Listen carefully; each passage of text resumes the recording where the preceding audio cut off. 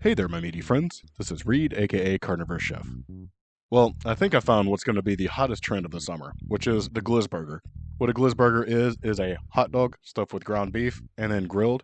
It's basically just a hamburger inside of a hot dog. If you followed the Vulgar Chef on Instagram, you'll know that this is his creation. I'm not recreating the wheel here, I just really wanted to try it and then maybe throw a little twist on it as well. So let's get started. I decided to use some giant all-beef hot dogs, or, Nathan's as it is. Feel free to use whatever you want. Use turkey dogs for all I care. It doesn't matter. You're literally stuffing stuff into stuff. The idea is pretty simple. Take your hot dog, start about a ½ inch in, make a slice down, and stop a ½ inch at the end. You'll notice that it might be kind of hard to cut all the way through. Just make sure you go all the way through. Once you've got it where you can open it up and put meat in it, let's grab some meat. The next part of the idea is really just to stuff meat inside of the hot dog. I was able to get about 2 or 3 ounces in these hot dogs. You may be able to get more depending on which ones you have. But no matter how much you are able to put in there, just make sure you don't overstuff it because these will break. There's not much left on the end to keep them from breaking. Once you get all the meat in there, smooth it out and then present it to whoever you're going to be cooking this for. Once you have that done, set it aside and then continue to make as many as you want. I had about 8 ounces of ground beef and was able to make 3 of these. And I also had enough left over to make a little tiny hamburger. Now, the hot dogs are quite salty, but the beef doesn't have any seasoning in it. I suggest you grab some salt and just season up both sides. Or whatever seasoning you want to, really, it doesn't matter. Once they're nice and seasoned up, you can bring these over to a grill or a pan or even throw them into an oven. But today, I'm going to be grilling these. I have my grill set to about medium-high heat, and I'm shooting for some nice grill marks. My biggest worry about these was going to flip them and the meat falling out, but it was a huge relief to flip the first one and all the meat still be intact and looking pretty good. Let all of these Glizzburgers cook on each side for about 5 or 6 minutes each side. It may take more or less time for you just depending on how much meat is in between the hot dog. If you have massive hot dogs, number 1, good on you. Number 2, that means you probably have more meat in between, which means it's going to take more time.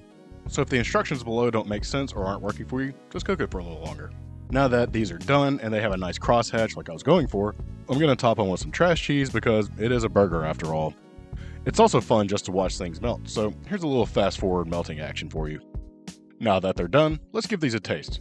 I could have made a bun for this, but I kind of just wanted to taste it in its pure form. It looks like it cooked up pretty well and I'm excited about it, so let's give it a taste.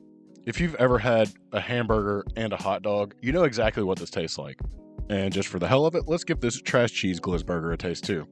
Well, it's the same thing but with cheese, which is just, it makes it a little bit better. But I think a sauce might make this a little bit better, so why not use the best sauce ever, A1 sauce.